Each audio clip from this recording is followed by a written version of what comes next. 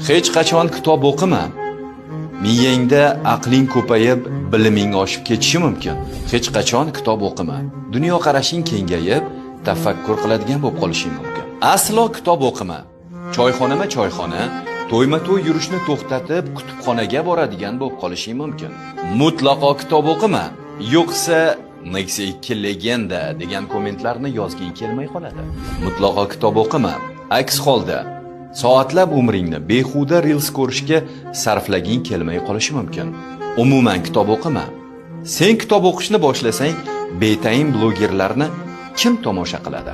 Adashib ham kitob o'qib qo'yma, chunki keyin bo'lar bo'lmas narsalarga emas, pulingni kitob olishga sarflab qo'yishing mumkin. O'zingga rahming kelmasin. Aslo kitob o'qima. Aks holda aql bilan ish ko'rib, olomondan ajrab qolishing mumkin.